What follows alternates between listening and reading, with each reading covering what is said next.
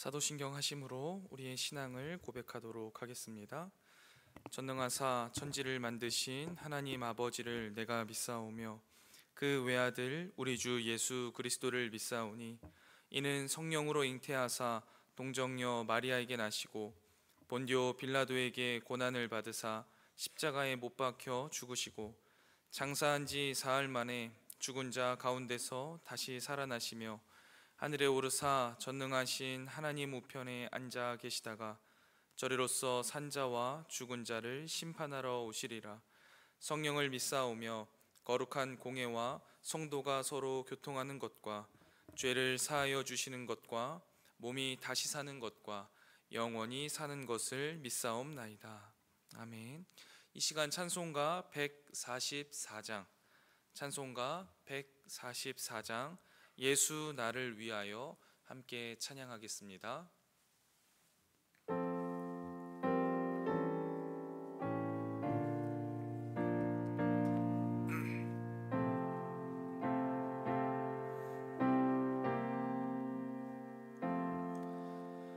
예수 나를 위하여 십자가를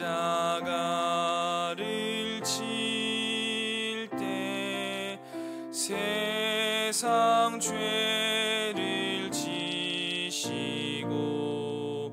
고초당하셨네.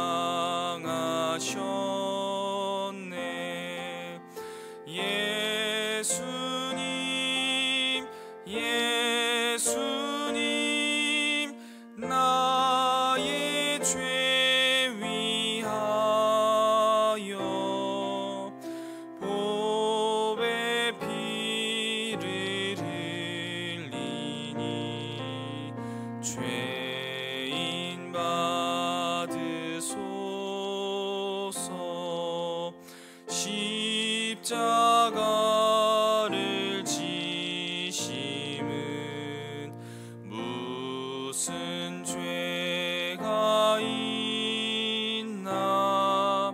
저 무지한 사람들 메시아 죽였네.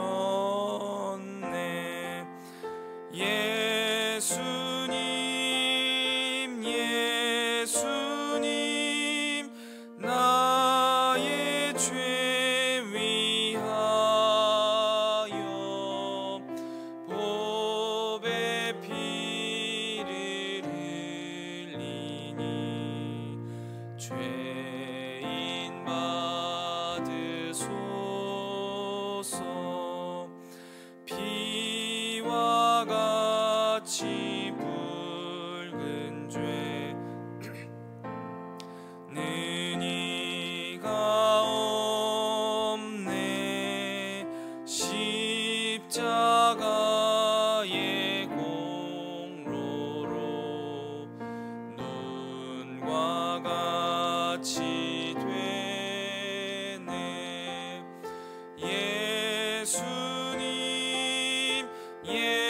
예수님 나의 죄 위하여 보배 피를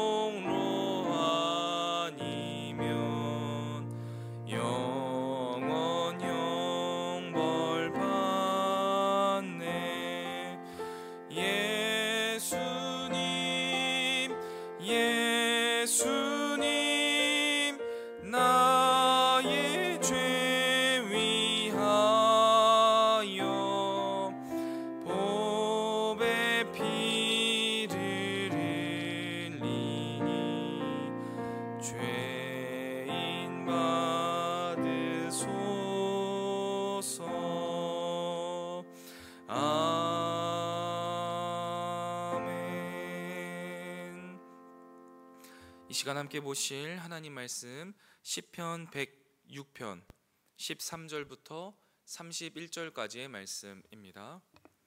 시편 106편 13절부터 31절까지의 말씀을 제가 봉독하도록 하겠습니다. 시편 106편 13절부터 31절까지의 말씀입니다. 하나님 말씀입니다. 그러나 그들은 그가 행하신 일을 곧 잊어버리며 그의 가르침을 기다리지 아니하고 광야에서 욕심을 내며 크게 내며 사막에서 하나님을 시험하였도다. 그러므로 여호와께서는 그들이 요구한 것을 그들에게 주셨을지라도 그들의 영혼은 쇠약하게 하셨도다.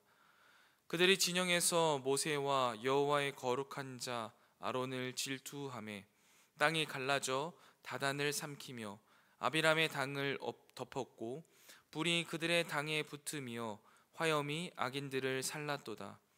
그들이 호렙에서 송아지를 만들고 부어 만든 우상을 경배하여 자기 영광을 풀 먹는 소의 형상으로 바꾸었도다. 애굽에서 큰 일을 행하신 그의 구원자 하나님을 그들이 잊었나니 그의 함의 땅에서 기사와 홍해에서 놀랄만한 일을 행하신 이시로다. 그러므로 여호와께서 그들을 멸하리라 하셨으나 그가 택하신 모세가 그 어려움 가운데에서 그의 앞에 서서 그의 노를 돌이켜 멸하시지 아니하게 하였도다. 그들이 그 기쁨의 땅을 멸시하며 그 말씀을 믿지 아니하고 그들의 장막에서 원망하며 여호와의 음성을 듣지 아니하였도다. 이러므로 그가 그의 손을 들어 그들에게 맹세하기를 그들이 광야에 엎드러지게 하고 또 그들의 후손을 뭇 백성 중에 엎드러뜨리며 여러 나라로 흩어지게 하리라 하셨도다. 그들이 또 부올의 바알과 연합하여 죽은 자에게 제사한 음식을 먹어서 그 행위로 주를 경노하게 함으로써 재앙이 그들 중에 크게 유행하였도다. 그때 비느하스가 일어서서 중재하니 이에 재앙이 그쳤도다.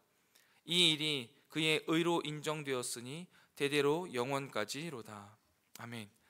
이 새벽 말씀을 묵상하게 하신 하나님께 감사드리며 오늘 주어지는 말씀을 통해 하루를 살아갈 영의 양식을 주실 것을 기대하며 말씀 앞에 겸손히 나아가는 이 새벽 시간 되기를 소망합니다. 우리가 인생을 살아가다 보면요, 때로는 잊어야 할 일과 잊지 말아야 할 일이 있음을 깨닫게 됩니다. 지난날의 미련이나 아픔들은요, 빨리 잊을 필요가 있겠습니다. 하지만 잊지 말아야 할 것들도 있겠죠.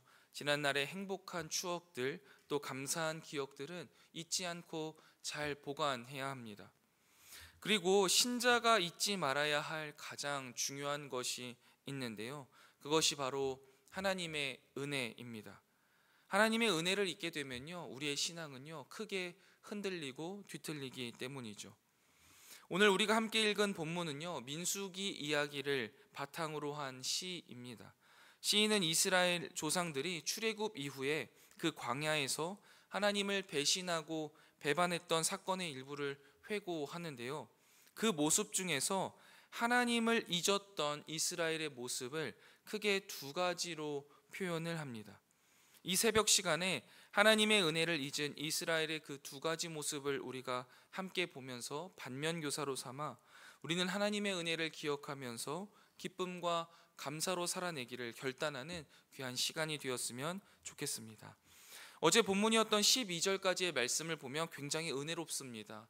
하나님의 구원을 찬양하는 거죠. 그런데 그 이스라엘이요, 13절에 들어와서는 바로 하나님이 행하신 일들을 잊어버리고 하나님의 가르침을 기다리지도 않았다라고 표현합니다. 그리고는 하나님의 가르침과 계획을 무시하고 자기들 멋대로 행동했다라고 시인은 표현해요. 하나님의 백성이 하나님의 뜻이 무엇인지 알려고 하지도 않았고요, 독립적으로 행동한 것은 물론이고 그들은 광야에서 큰 욕심을 부리며 하나님을 시험했다라고 시인은 표현합니다. 그들이 은혜를 망각하자 기다릴 수 없게 되는 겁니다. 은혜를 망각하면요, 조바심이 생깁니다. 은혜의 망각은 조바심의 원인이 돼요. 내 마음속에 무언가 조바심이 자꾸만 생긴다고 한다면 내가 하나님의 은혜를 잊은 것은 아닌가라고 한번 질문해 보면 좋을 것 같습니다. 약속을 기억하는 사람은, 또 하나님의 은혜를 기억하는 사람은요, 예수 그리스도의 다시 오심과 심판을 기다릴 수 있습니다. 그런데 은혜를 망각하고 하나님의 약속을 잊게 되면요, 기다릴 수 없습니다. 기다릴 게 없기 때문이죠. 그리고 그 은혜가 빈 자리를요, 탐욕이 스멀스멀 기어 올라오기 시작합니다. 14절에 보시면 광야에서 욕심을 크게 내며 라는 이 표현은요, 같은 동사에서 파생된 욕망이라는 말과 갈망한다 라는 이 강조형 동사를 같이 나란히 나열한 조합입니다. 즉 시인은요, 은혜를 망각한 이러한 이스라엘의 모습을 욕망을 절제하지 않고 욕망에 사로잡힌 상태, 곧 탐욕에 붙들린 상태다라는 것을 적나라하게 표현하고 있는 것이죠. 그리고 우리가 출애굽기에서 그 스토리를 통해서 확인할 수 있듯이 실제로 이스라엘 백성들은 광야에서요, 끝도 없이 불평과 불만을 주장하며 만족하지 못했습니다. 이렇게 은혜를 잊고 조바심으로 탐욕의 노예가 되어버린 이스라엘의 모습을 시인은 또 다른 표현으로는 어떻게 표현하냐면 광야에서 하나님을 시험했다라고도 표현합니다. 하나님을 시험했다라는 이 표현은 하나님의 능력을 테스트한다라는 뜻이어서요, 이스라엘 백성들의 오만방자한 태도를 아주 신랄하게 비꼬고 있는 것입니다. 이스라엘 백성들이 애굽에서 자신들을 구원하신 하나님을 기억한다고 한다면 광야에서도 하나님이 그들을 지키시고 보호하시고 이끌어 가실 것을 신뢰하면서 한 걸음 한 걸음 기대하고 기억하면서 나아갈 수 있었을 텐데, 그들은 하나님의 은혜를 망각한 거죠. 그저 징징거립니다. 불평과 불만이 자꾸만 터져나와요. 내가 원하는 것들을 해달라고 하나님께 징징거리기만 하는 거죠. 이러한 모습을 시인이 뭐라고 표현해요? 하나님을 시험하는 것이다. 그리고 이게 곧 탐욕의 모습이다 라고 말하는 겁니다. 그리고 뒤 이어서 보시면 이 시인이 하나님의 백성의 이런 오만방자한 태도에 하나님께서 어떻게 반응하셨는지를 말씀하시는데요, 15절 말씀 한번 보실래요? 그들의 영혼을 쇠약하게 하셨다라고 말씀하십니다. 하나님께서는요, 하나님의 백성의 불평, 불만에도 불구하고 하나님의 은혜를 망각했음에도 불구하고요, 그들의 요구는 들어주셨습니다. 그런데 그들의 영혼은 쇠약하게 하셨어요. 그래서 그들은 자신의 육체적인 그 육신의 욕망은 다 채울 수 있었을 겁니다. 그러나 주님과의 인격적인 만남이 없었기 때문에 그들의 영혼은 쇠약하게 되고 파리하게 되었던 겁니다. 육체적인 만족은 있었을지 모르지만 진정한 만족감과 자족감이 없는 거예요. 그러니까 끊임없이 불평과 불만이 터져나오고 더 많은 탐욕이 생겨나는 것이죠. 이러한 이스라엘의 모습을 볼 때 우리는요, 하나님의 은혜를 망각하면 그 은혜의 자리가 빈 곳을 탐욕으로 채우려고 하는 인간의 죄성이 올라오는구나 라는 것을 배울 수 있게 됩니다. 그리고 그 탐욕은 결국 하나님께 당신의 능력을 좀 나타내어 보시죠 라는 주제 넘은 태도로 발전하게 되는 것이죠. 탐욕을 이해하기 쉽게 표현하자면 나의 욕심을 채우기 위해 하나님을 끊임없이 이용하는 것이라고 말할 수 있을 겁니다. 물론 하나님은 이용당하시는 분은 아니십니다. 그런데 그럼에도 불구하고 그들의 필요를 채우셨죠. 왜 채우신 거예요? 이용당하신 게 아닙니다. 사랑하는 나의 자녀이기 때문에 그들의 필요는 채워 가시는 거죠. 그러나 그들의 영혼은 그럴수록 쇠약해지고 파리해집니다. 왜요? 아까 말씀드린 대로 하나님과의 인격적인 만남은 없기 때문입니다. 그러니까 진정한 만족과 진정한 자족이 생길 수가 없는 거예요. 아마 신앙생활을 오래 하신 분이라면 다들 한 번쯤 경험해 보셨을 겁니다. 하나님을 잊고 살 때, 하나님의 그 은혜를 잊고 살 때 우리는 다른 무엇인가로 그 은혜의 빈자리를 채우려고 합니다. 그러한 탐욕의 대상이요, 재물일 때도 있겠고요, 가족일 때도 있고, 자녀일 때도 있고, 내 커리어일 때도 있고요, 다양한 것들로 그것들을 채워보려고 합니다. 그러면서 하나님께 당신의 능력으로 뭐 재물을 채워주세요, 우리 가족이 이러한 일에서 잘 되게 해주세요, 우리 자녀가 잘 되게 해주세요, 내 커리어를 채워주세요 라면서 이제 떼를 씁니다. 하나님께서는요, 필요를 따라서 그것들을 채우십니다. 그래서 재물이 생겨요, 가족이 잘 되고 자녀가 잘 됩니다, 내 커리어가 채워집니다. 그런데 여러분, 그렇게 해서 만족스럽던가요? 그렇지 않죠. 내 안에 여전히 남아있는 갈등들이 있어요. 해결되지 않는 갈등이 남아있다고요. 그게 바로 탐욕이 가져오는 영혼의 쇠약함입니다.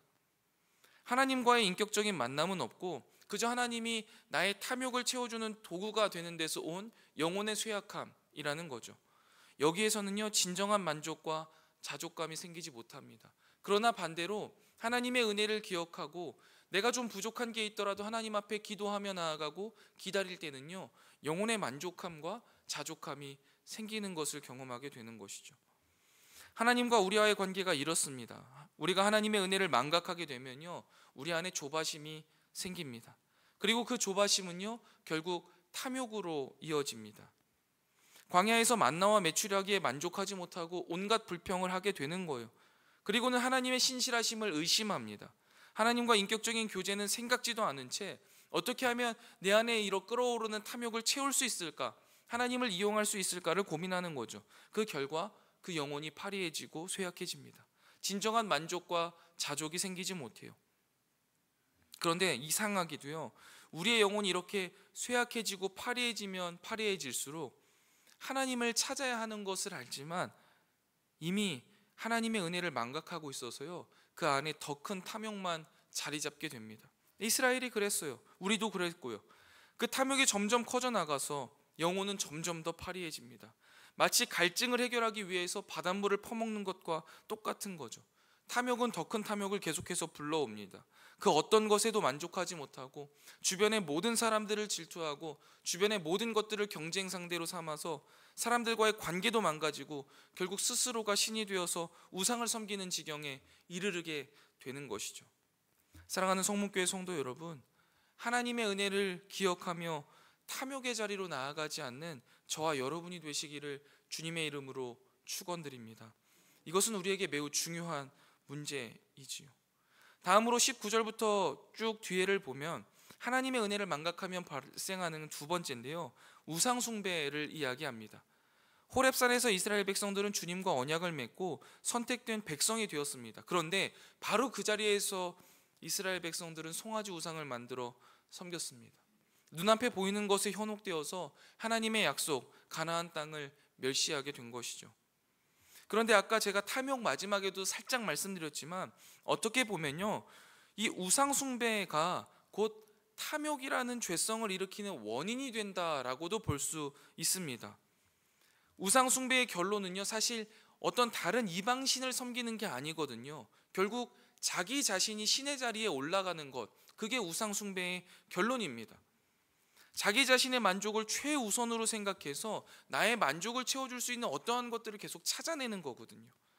자신의 만족을 최우선으로 생각하는 이 탐욕은 결국 우상 숭배가 원인이 되어서 발생하는 것이다 라고 보여집니다. 그런데 여러분, 이 우상 숭배는 어떻게 시작하게 된다고요? 하나님의 은혜를 망각하면 시작되는 거예요. 내 삶을 이끌어 오신 하나님의 은혜를 기억하는 사람은요, 우상 숭배할 수가 없습니다. 다 하나님의 은혜인걸요. 나의 만족과 나의 필요를 하나님이 다 채우시는걸요. 그런데 이걸 잊어버리면 나의 만족과 나의 필요를 최우선으로 생각하며 살아가게 되는 거예요.